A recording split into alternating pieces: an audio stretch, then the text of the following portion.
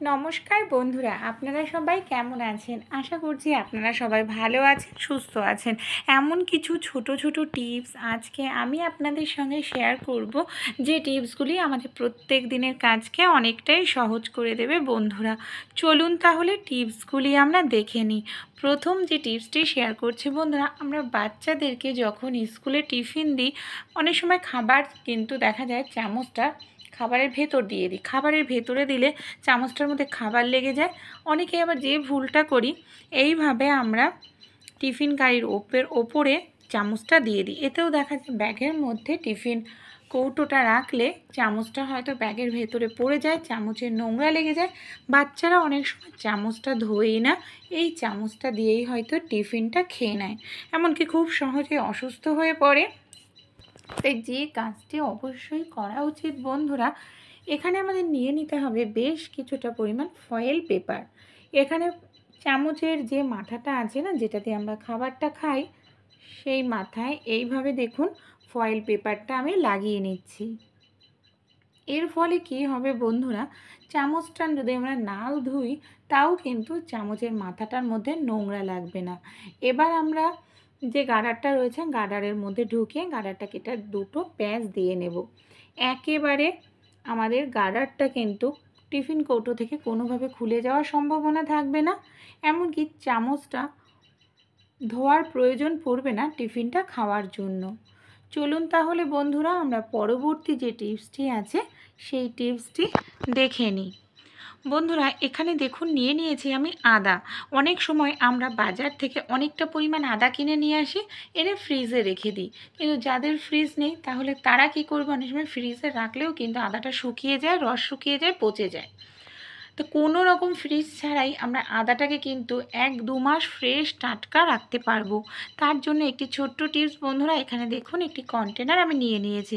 আদাটাকে অবশ্যই প্রথমে জল দিয়ে খুব ভালো করে ধুয়ে মুছে বা শুকিয়ে নেবেন। তারপর এই কন্টেনারের মধ্যে বন্ধুরা আমরা নিয়ে নিচ্ছি নুন।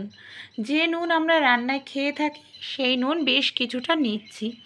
যে আদাগুলোকে আমরা রাখতে চাই ফ্রিজ ছাড়াই বাইরে টাটকা, সেই আদাগুলোকে দেখুন নুনের ওপরে দিয়ে দেব। আমরা যদি আদাগুলোকে পরিষ্কার করে ধুয়ে মুছে নিই তাহলে কিন্তু নুনটা আমাদের ফেলতে লাগবে না, আমরা রান্নাতে ইউজ করতে পারবো নুনটা। তারপর এই ধরনের কন্টেনার ঢাকনা দিয়ে ঢেকে আপনারা রেখে দেন। আদাটা দেখবেন 2 মাস পর্যন্ত ভালো থাকবে, এমনকি ফ্রিজে রাখার প্রয়োজন পড়বে না। পরের যে টিপসটি শেয়ার করব বন্ধুরা, এই ধরনের তেলের বোতলগুলো আমরা কি করি, কিচেন স্ল্যাপে হোক বা যেখানেই রাখি এইভাবে রেখে দিই। কারণ তেলটা দিয়ে যখন আমরা ইউজ করি এর মধ্যে দিয়ে কিন্তু তেল পড়তে থাকে, যেখানে রাখি সেই জায়গাটা একেবারে তেল চিটচিটে হয়ে যায়। এখানে দেখুন আমি কিছুটা পরিমাণ ফয়েল পেপার গোল করে কেটে নিয়েছি। এবার যে তেলের বোতলের নিচের দিকটা এইভাবে ফয়েল পেপারটাকে রেখে আমি এটাকে এইভাবে চেপে দিচ্ছি। এটা না একেবারে বোতলের নিচের দিকটা চেপে থাকবে, এমনকি এটা একটি বাটির মতো তৈরি হয়ে যাবে।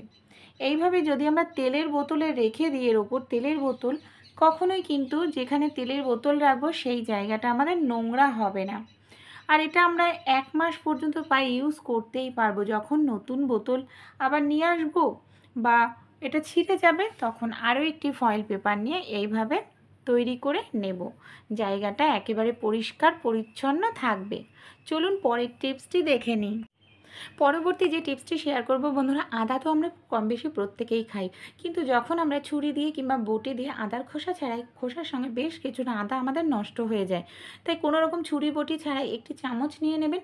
চামচের হ্যান্ডেল দিয়েই কিন্তু আমরা খুব সুন্দরভাবে, এমনকি খুব তাড়াতাড়ি আদার খোসা ছাড়িয়ে নিতে পারি। আর এইভাবে যদি আমরা আদার খোসা ছাড়াই বন্ধুরা, খোসার মধ্যে কিন্তু আমাদের কোনো রকম আদা নষ্টও হবে না। দেখুন কত দ্রুত আদাটা আমরা পরিষ্কার করে নিলাম খোসাটা। তাহলে এই ছোট্ট টিপসটি বন্ধুরা আপনারাও অ্যাপ্লাই করে দেখবেন, এতে আপনাদের কাজটাও সহজ হয়ে যাবে, এমনকি আদাটাও আপনাদের নষ্ট হবে না। পরের যে টিপসটি বন্ধুরা, আদার খোসা ভুল করেও ফেলবেন না। এখানে আদার খোসাটাকে জল দিয়ে ধুয়ে আমি শুকিয়ে নিয়েছি, কী কাজে ইউজ করব। এর মধ্যে আমি দিয়ে দিচ্ছি চা পাতা। বন্ধুরা, চা পাতার মধ্যে যদি আমরা আদার খোসা জল দিয়ে ধুয়ে ভালো করে শুকিয়ে রেখে দিয়ে তাহলে কিন্তু অনেক সময় যেটা হয়, আমরা হয়তো চা করতে যাব, বাড়িতে আদা নেই, তখন কিন্তু আদা ছাড়াও আমরা চায়ের মধ্যে থেকে সুন্দর একটি আদার মিষ্টি গন্ধ পেতে পারবো। তাই আদার খোসা এইভাবে আমরা চায়ের মধ্যে দিয়ে রাখতে পারি। অবশ্যই কাঁচা আদার খোসা কিন্তু দেবেন না, তাহলে কিন্তু চা পাতাটা নষ্ট হয়ে যাবে। জল দিয়ে ধুয়ে শুকিয়ে নিয়ে তারপর সেই খোসাটা আপনারা চায়ের মধ্যে দিয়ে দিতে পারেন। আপনারা যে এলাচ আছে, এলাচের খোসাও এইভাবে দিয়ে রাখতে পারেন। পরের যে টিপসটি শেয়ার করব বন্ধুরা, আমরা সেলোটেপ তো প্রত্যেকেই নানা কাজে ব্যবহার করি, কিন্তু অনেক সময় দেখা যায় সেলোটেপটা আমরা কাজে লাগাবো, সেলোটেপের মাথাটা খুঁজে পাচ্ছি না, তখন কিন্তু খুবই সমস্যার মধ্যে পড়তে হয়। একটি কাঁটা চামচ নিয়ে নেব, কাঁটা চামচ দিয়ে যদি এইভাবে একটুখানি ঘষতে থাকি, যেখানেই আমাদের সেলোটেপের মাথাটা সেই জায়গাটা কিন্তু বেঁধে যাবে কাঁটা চামচে।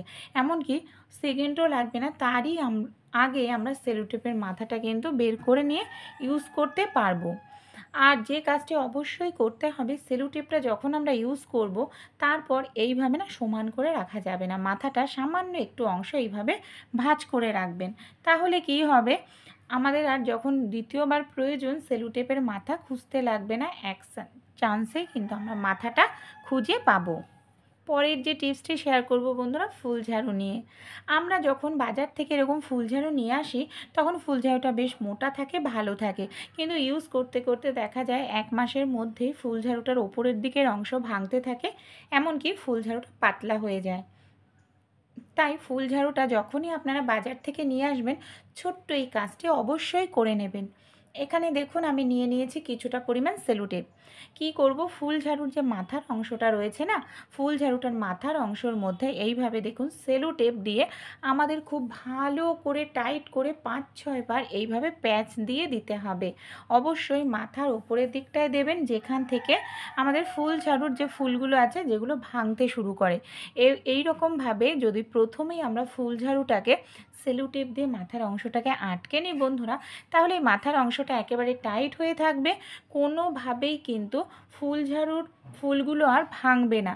যে ফুল ঝাড়ু আপনাদের 6 মাসেই নষ্ট হয়ে যেত, সেই ফুল ঝাড়ু দেখবেন 2-3 বছরেও কিচ্ছু হচ্ছে না, এমনকি আপনারা ঘর পরিষ্কার করতে পারবেন। চলুন তাহলে পরের টিপসটি আমরা দেখে নিই। পরবর্তী টিপসটি তাহলে চলুন বন্ধুরা আমরা দেখে নিই। এখানে দেখুন আমি নিয়ে নিয়েছি লেবুর খোসা। লেবুর খাওয়ার পর লেবুর খোসাগুলো কিন্তু বন্ধুরা আমরা ফেলে দিই, কিন্তু ফেলে না দিয়ে আমরা অনেক কাজে ইউজ করতে পারি। কি কি কাজে চলুন দেখে নিই। চা খাওয়ার পর আমাদের অনেকেরই দেখা যায় যে চায়ের কাপটা থাকে না, ভেতরে একটা লাল দাগ হয়ে যায়, দেখতে কিন্তু ভীষণ বাজে লাগে, আর নর্মালভাবে কিন্তু এই দাগটাকে পরিষ্কার করা যায় না। তাই কিভাবে এটাকে পরিষ্কার করতে পারি, লেবুর খোসার মধ্যে আমি এখানে নিয়ে নিচ্ছি সামান্য পরিমাণ বেকিং সোডা, অল্প সামান্য পরিমাণে নিলেই হবে। তারপর দেখুন কাপের যে লাল দাগ হয়ে যায় নিচের দিকতে, ভীষণ বাজে লাগে, সেই কাপটাকে যদি এই লেবুর খোসা আর বেকিং সোডা দিয়ে আমরা একটু ডলে নিই বন্ধুরা, খুব সুন্দরভাবে কিন্তু কাপের যে দাগ সেই দাগটা কিন্তু উঠে যাবে, এমনকি কাপটা খুব সুন্দর পরিষ্কার হয়ে যাবে, আমাদের অনেকটা সময় ঘষা মাজা করতে লাগবে না। এইভাবে কিছু সময় ডলে নেওয়ার পর আমি জল দিয়ে আপনাদের ধুয়ে দেখাচ্ছি। জল দিয়ে ধোয়ার পর বন্ধুরা দেখুন কতটা সুন্দর পরিষ্কার হলো। যে দাগ ছিল চায়ের, অনেক সময় একেবারে বাজে লাগে দাগটা, সেই দাগটা কিন্তু পুরোপুরি উঠে গেছে। তাহলে আপনারাও বাড়িতে কিন্তু এইভাবে লেবুর খোসা ইউজ করতে পারেন। চলুন পরের টিপসটি দেখে নিই। ফুল ঝাড়ু দিয়ে আমরা প্রত্যেকেই কিন্তু ঘর পরিষ্কার করে থাকি, কিন্তু দেখুন বন্ধুরা এখানে আমি একটি ফুল ঝাড়ু নিয়ে নিয়েছি, আর নিয়ে নিয়েছি আমি সেলোটেপ। ফুল ঝাড়ুর মধ্যে আমি এইভাবে ছোট ছোট করে সেলোটেপ বেশ কিছুটা অংশ চারপাশে এইভাবে কেটে লাগিয়ে দিচ্ছি। কেন আমরা ফুল ঝাড়ুতে এইভাবে সেলোটেপ লাগাবো, চলুন তাহলে দেখে নিই। বন্ধুরা, আমরা যখন ঘরের মধ্যে হয়তো পাখা চালিয়ে চুলটা আঁচড়াতে থাকি, আমাদের চুলগুলো অনেক সময় উড়ে গিয়ে চেয়ারের তলায়, সোফার তলায়, শোকেস, আলমারির তলায় ঢুকে যায়, যেগুলো কিন্তু সহজে বের হয় না, পরিষ্কার করা যায় না। তাই আমরা যদি সপ্তাহে 1 দিন বা 2 দিন এইভাবে সেলোটেপ লাগিয়ে ঘরটাকে ঝাড় দিই, ঘরের মধ্যে যত চুল আছে বা যত আনাচে কানাচে নোংরা ঢুকে আছে সোফার তলায়, আলমারি শোকেসের তলায়, খুব সহজেই বের হয়ে যাবে। দেখুন কতটা পরিমাণ চুল সেলোটেপের মধ্যে আটকে রয়েছে। পরের যে টিপসটি শেয়ার করব বন্ধুরা, আপনারা কখনো প্রেশার কুকারে নুনের ব্যবহার করেছেন? দেখুন আমার প্রেশার কুকারটার পেছন দিকটা দেখতে পাচ্ছেন কি সুন্দর পরিষ্কার রয়েছে। অনেকেরই প্রেশার কুকারের নিচে একেবারে লাল কালো দাগ হয়ে যায়, যেটা আমার ক্ষেত্রে কিন্তু হয়নি। আমি যে টিপসটি অ্যাপ্লাই করি, যখনই প্রেশার কুকারে আমি রান্না করি সামান্য পরিমাণ একটু নুন আর একটু জল প্রেশার কুকারের নিচের দিকটায় এইভাবে হাতের সাহায্যে খুব ভালো করে লাগিয়ে নিই। দেখুন হালকা করে আমি একটু খুব ভালো করে লাগিয়ে নিলাম। এবার আমি প্রেশার কুকারটায় আপনাদের ডাল রান্না করে দেখাবো, যে কেউ বুঝবেই না যে আমরা প্রেশার কুকারে রান্না করেছি, এতটা সুন্দর পরিষ্কার থাকবে। দেখুন আমি ডালটা এখানে সেদ্ধ করে নিলাম বন্ধুরা। এবার নামিয়ে আপনাদের আমি প্রেশার কুকারের নিচের দিকটা দেখাচ্ছি। দেখতে পাচ্ছেন, দেখুন একেবারে যেরকম ছিল প্রেশার কুকারের নিচ সেরকমই রয়েছে। তাই আপনারাও ছোট্ট এই টিপসটি অ্যাপ্লাই করবেন, দেখবেন প্রেশার কুকারের নিচের দিক কখনোই কালো হবে না, মাজা করার খাটনিটাও কিন্তু আপনাদের অনেক কমে যাবে। ভালো